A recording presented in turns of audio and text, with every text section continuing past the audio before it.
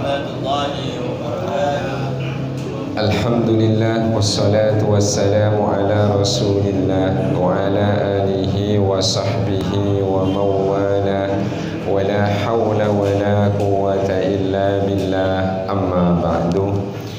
Hadratal mukarramin al-muhtaramin, yang saya hormati dan saya muliakan segenap Dewan Kemakmuran Masjid Jami Al-Faizin, para guru, para sepuh, jamaah hafidhakumullah. Alhamdulillah, pada kesempatan ini Allah hadirkan kita ke masjid ini untuk sama-sama sholat duhur berjamaah. Dilanjutkan ada sedikit tausiah. Semoga Allah selalu limpahkan pada kita rahmah dan barokah. Amin ya rabbal alamin. Tentunya kita juga patut bersyukur karena hari ini hari kedua di tahun 2022. Mudah-mudahan bertambahnya angka ini juga menambah angka usia kita. Mudah-mudahan menambah angka pundi-pundi uang kita. Mudah-mudahan juga menambah bekal kita untuk dibawa ke akhirat. Amin ya rabbal alamin. Jangan cuma nambah angka tahun, kemudian nambah angka umur, angka timbangan bekal amalnya enggak nambah-nambah.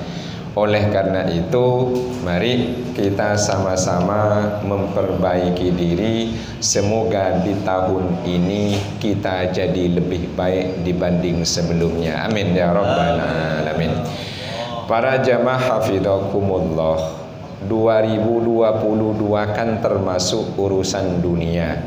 Tapi dunia perlu ditopang dengan agama. Agama juga perlu dunia. Betul nggak nih? Agama tanpa dunia bisa jalan nggak? Bisa? Agama tanpa dunia bisa jalan nggak? Nggak bisa. Sebaliknya, dunia tanpa agama jalan aman, kacau, apa? Tentram, kacau. Berarti dengan demikian dunia dan agama harus terus bersanding. Agama dan dunia harus terus bersanding. Orang yang memang mau mengedepankan keagamaan lalu meninggalkan keduniaan, nanti agamanya terseok-seok. Yang diandalkan nanti cuma bisa ngajuin proposal. Bener ya? Oke. Kan cuma ngandalin proposal. Karena mengedepankan keagamaan, meninggalkan keduniaan. Tapi pas butuh dunia, akhirnya mengajukan permohonan bantuan. Tapi kalau dunia saja yang dikedepankan, waktunya ibadah keagamaan waktunya tiba, tapi masih terus bergelut dengan keduniaan, ini hidupnya tenang apa tidak? Tidak. Oleh karena itu kata Sayyidina Ali, nah ini, la yazalud dinu wad dunya qaimaini, bahwa agama dan dunia itu akan terus tegak dan bisa stabil kalau ada 4 unsur sesuai dengan fungsinya. 1. Al-aghniya'u la yabkhuluna, orang-orang yang oleh Allah dijadikan sebagai bagian orang yang mendapatkan limpahan rezeki, jadi orang kaya. La yabkhuluna, mereka tidak pelit. Jadi kalau orang kayanya tidak pelit, insya Allah dunia dan agama terus tegak dan bisa stabil. Apa yang dimaksud orang kaya dulu? Jangan dibayangkan orang kaya itu mereka adalah yang jarang datang ke Al-Faizin tapi masjidnya yang besar-besar. Kaya itu adalah orang yang oleh Allah diberikan kecukupan dari kebutuhan, maka dia sebetulnya kaya. Jadi kalau kebutuhan kita 100.000, pendapatannya cuma 50.000, itu namanya fakir. Kalau pendapatan kita 90.000 kurang 10.000, namanya miskin. Tapi kalau kebutuhan kita 100.000 sudah ditutupi, ada lebihnya 5.000, itu namanya kaya. Pertanyaannya, yang hadir di sini masuk fakir, miskin apa kaya? Bener ya? Oke. Kaya apa miskin nih? Yang yakin kaya. Kayaknya miskin apa kaya tapi mintanya miskin nih. Nah, harus yakin bahwa kita kaya. Kenapa? Karena kebutuhan sudah tertutupi, ada lebihnya sekalipun goceng. Itu namanya kaya. Dengan demikian, kalau kita ikut andil untuk tidak pelit dan kikir, insya Allah agama dan dunia akan berjalan. Sederhana, contoh, masjid ini kira-kira kalau tanpa donasi dari mereka yang punya kelebihan, jalan nggak? Jalan? Bisa bangun? Nggak. Ada karpet? Nggak. Saya berdiri di sini? Nggak. Oke. Sebaliknya, kalau mereka yang kelaparan tidak diberikan bantuan, kira-kira kacau nggak kehidupan? Kacau. Orang gara-gara lapar perut itu bisa melakukan sesuatu yang tadi dia takutin kalau dia lagi kenyang. Orang itu takut kalau dia lagi kenyang, tapi kalau lagi lapar yang ditakuti itu bisa dia lakukan. Nah, makanya orang kaya yang tidak pelit termasuk salah satu penopang inti agama dan dunia akan berjalan. Coba kalau orang kayanya pelit semua. Ini kira-kira yang hadir kan kaya, pelit apa dermawan? Pelit apa dermawan? As-sukutu yadullu ala na'am apa enggak nih? Diam tanda iya apa gitu.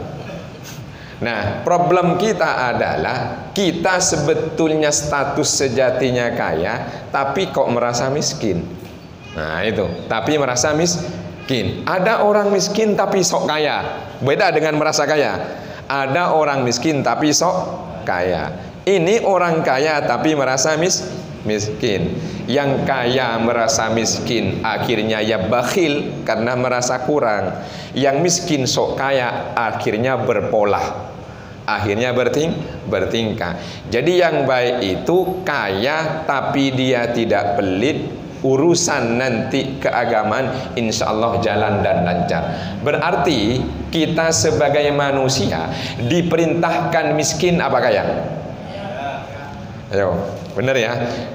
Al-Quran perintahkan kita jadi orang miskin apa jadi orang kaya? Bener ya? Nih, kita harus merubah mindset kita. Jangan dipahami bahwa Al-Quran memerintahkan miskin. Al-Quran perintahkan orang beriman untuk ngasih zakat apa ngarep-ngarep zakat? Ngasih zakat kan?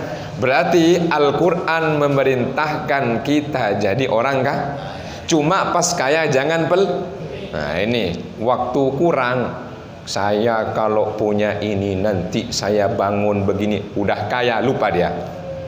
Nah, ada ayat Al-Quran yang memuji orang kaya nih. Kalau tak salah surah An-Nur ayatnya sekitar 37 lah, nanti cek. Kalau nggak ketemu cek dari Fatihah sampai An-Nas, insya Allah ada. Insya Allah ada. Bunyinya begini. Bismillahirrahmanirrahim. Rijalul la tulhihim tijaratu wala bay'un an dzikrillahi wa iqamis sholati wa itaiz zakah. Orang-orang yang menjadi pebisnis sukses, tetapi mereka tidak terpedaya oleh bisnisnya, oleh perdagangannya untuk terus zikir ingat pada Allah, untuk terus mendirikan sholat secara istiqomah, untuk terus mengeluarkan zakat dan sedekah. Ini namanya orang-orang sukses tapi tidak terpedaya oleh bisnisnya. Rijalun la tulhihim tijaratun, diantaranya Abdurrahman bin Auf. Mereka adalah sekelompok laki-laki, para pebisnis, la tulhihim tijaratun, yang tidak terpedaya oleh bisnis mereka. Artinya apa? Bisnis tetap semangat dan giat, tapi waktunya sholat dia kemudian Pertanyaannya, kita kalau lagi punya bisnis, bisnisnya pas jam-jam sholat itu rame, kira-kira kita tutup dulu lalu pergi sholat, apa tunggu dulu sampai habis meskipun bablas? Benar ditutup ya. Benar ditutup nih. Berarti termasuk rijalun la tulihim tijaratun. Dengan demikian maka nanti insya Allah termasuk orang-orang yang dipuji oleh Allah. Zikir tidak lupa, sholat tidak lupa istiqomah, kemudian juga zakat sedekah keluar. Nah, inilah yang harus kita lakukan ketika kita oleh Allah diberikan kelebihan rizki.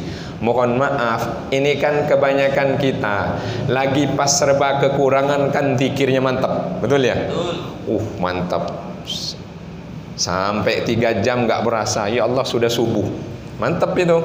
Sholatnya, sunnahnya, qobliyah, fardunya, ba'diyah, duha, tahajudnya, mantap. Lagi kekurangan. Oke, lagi kekurangan. Bener ya? Oke.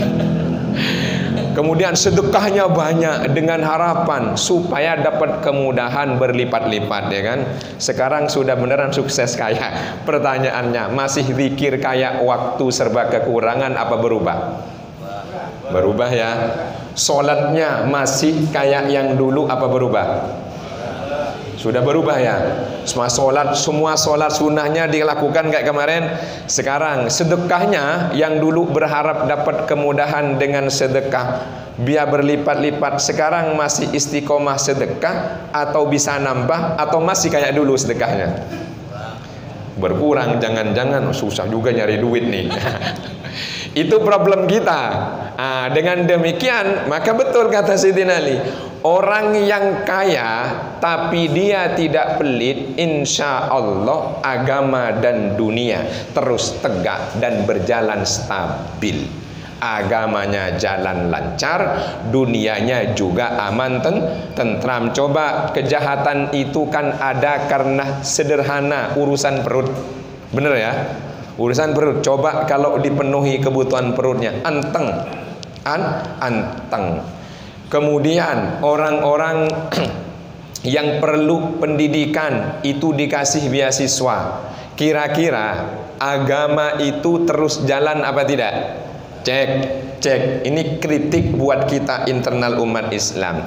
Kira-kira kita senang membangun fisik, masjid megah, madrasah gedung megah, apa membangun sumber daya manusia dengan dialihkan dari tembok jadi otak? Bisa tangkap maksudnya nih? Coba cek. Ini kritik buat kita. Masjid bangun megah, hebat kan? Menaranya aja ratusan juta nggak selesai. Gedung-gedung bagus-bagus. Ya, sekolah bagus-bagus, cek. Sekarang sementara kader muslim-muslimahnya yang punya kecerdasan intelektual yang di atas rata-rata mau kuliah nggak punya biaya, dibiayai apa enggak? Coba dicek. Kita senang membangun fisik berupa gedung apa membangun intelektualitas, yaitu generasi untuk ke depan? Coba cek nih. Kita lebih senang bangun gedung yang megah, yang biaya mahal, sekalipun masjid cek. Coba masjid menaranya berapa ratus misalnya, gedungnya. Terus sementara sumber daya manusia, generasi muslim-muslimahnya banyak tak sekolah, banyak tak mengenyam pendidikan. Kira-kira maju nggak agamanya? Ya gitu-gitu aja. Gitu-gitu saja. Ini penting mindset kita dirubah. Banyak orang-orang yang otaknya mampu mau kuliah tak punya biaya. Seandainya para donatur itu mau membiayai supaya SDM-nya makin banyak, berkualitas dan meningkat, insya Allah agama, khususnya agama Islam makin maju. Ini kuliah aja susah. Mohon maaf, kadang lama-lama sudah mondok, ujung-ujungnya karena ekonomi, tapi tidak melanjutkan menambah kualitas intelektualitas yang dimiliki. Ya akhirnya ujung-ujungnya hilang. Yang penting dirinya sholat istiqomah. Jelas para jemaah? Oke, itu orang kaya. Tapi insya Allah di sini semuanya masuk orang kaya yang tidak bakhil. Amin. Amin. Ya Rabbal. Shallu ala Nabi Muhammad. Singkat aja nih. Yang kedua adalah al-ulama'u la yazaluna ya'maluna bima amilu. Kalau para ulamanya senantiasa mengamalkan ilmunya. Ini penting nih. Jadi bukan hanya orang kaya, dunia dan agama akan terus tegak dan stabil. Pertama, kalau orang kayanya tidak bakhil. Yang kedua, ulamanya mengamalkan, menerapkan ilmunya. Pertanyaannya, kok ulama urutannya nomor 2 nih? Nah ini, jadi ulama dengan al-aghniyah kalau berkolaborasi insya Allah menjadi tonggak penting stabilitas keagamaan dan keduniaan.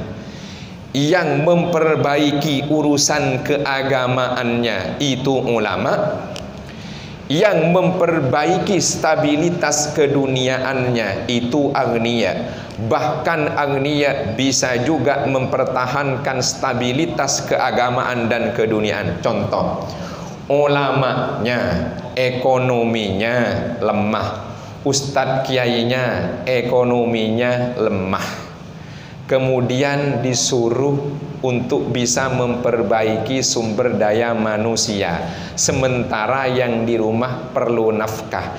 Kira-kira konsentrasi apa tidak untuk bisa melakukan kaderisasi? Konsen apa enggak? Enggak. Abu Bakar saja dulu infonya ketika jadi khalifah gajinya kurang, masih pergi ke pasar. Kata Sayyidina Umar, kenapa anda kok malah masih ke pasar? Wong yang di rumah perlu nafkah, saya punya kewajiban, gaji nggak cukup. Oh kalau gitu sepakat, rapat dinaikkan, tak lagi mikirin urusan nafkah. Kan sudah. Nah, coba sekarang kita cek nih, cek antara ulama dengan aghniyah, kita cek. Kalau misalnya para ulamanya ekonominya mampet, ekonominya kekurangan, kira-kira bisa tidak memperbaiki manusia? Bisa? Bisa nggak kira-kira nih? Memperbaiki umat kira-kira bisa nggak? Sementara dirinya sudah repot mikirin nafkah di rumah. Nah, makanya orang kaya inilah yang menjadi penopang pertama. Orang kaya inilah juga yang menjadi pendukung bisa ulama itu konsen untuk menyebarkan ajaran Islam. Contoh, dulu Nabi seandainya tidak ada pendukung dari urusan donasi, Nabi saat berdakwah kira-kira itu dulu Nabi saat berdakwah, Nabi itu konsen. Kemudian kira-kira Nabi ini mulus apa tidak? Kan pendukungnya istrinya Siti Khadijah. Nah ini penting, tapi ingat, al-aghniyah, orang-orang kaya itu kalau tidak kemudian didampingin ulama, khawatir nanti bahaya. Bukannya membuat aman stabil, malah ngerusak. Nanti mohon maaf, bukannya bantu urusan masjidnya yang dibongkar, bukannya nanti itu membuat ketentraman kedamaian, malah bikin kekacauan. Cuma pertanyaannya, ulama dengan aghniyah, orang kaya hari ini di depan mata masyarakat lebih dihormati dan disegani yang mana? Ayo coba Haji, coba orang kaya ya dengan ulama di mata masyarakat, di mata kita, terutama orang kayanya itu kita kenal, ulamanya kita kenal, ngajarin kita, orang-orang kayanya yang kaya sering ngasih bantuan ke kita. Kira-kira kita lebih manut sama ulamanya apa sama orang kayanya? Orang kaya ya. Ini pengalaman apa pengamatan? pengamatan ya. Pengamatan setelah mengalami. Nah, itu problem kita. Artinya apa? Ternyata orang kaya yang sering ngasih bantuan lebih dihormati dan diikuti dibanding ulama yang sering mengajarkan dan mendidik kita ke arah kebaikan. Ini yang keliru, orang kayanya, ulamanya, apa masyarakatnya? Nah, masyarakat. Alhamdulillah sadar. Nah, itu harapannya. Nah, oleh karena itu, mari bagi yang berilmu, jadilah terus menjadi tonggak penopang untuk memajukan keagamaan dan melakukan stabilisasi keduniaan. Yang orang kaya, mari teruslah jadi penopang supaya agama dan dunia terus tegak berjalan dan stabil, saling bergandeng antara ulama dengan agniya orang kaya, antara orang kaya dengan ulama. Nanti yang bisa mengarahkan itu ulamanya. Kalau agniyanya keliru, kalau ulamanya kurang dukungan untuk masalah pembiayaan, maka agniyanya yang ngasih dukungan. Tapi ingat, sekalipun kita sering diberikan bantuan oleh agniya, tapi jangan lupa kita pun juga dididik oleh para ulama. Maka dua-duanya harus didukung. Insya Allah agama dan dunia akan terus tegak dan stabil. Amin ya rabbal alamin. Sallu ala Nabi Muhammad. Masih ada lagi sebetulnya, cuma saya kira cukup dua ini dulu. Mudah-mudahan bisa bersambung kembali di pertemuan bulan depan. Amin ya rabbal alamin. Semoga manfaat, semoga kita semua sadar. Hasbunallah wa ni'mal wakil. Wassalamualaikum warahmatullahi wabarakatuh.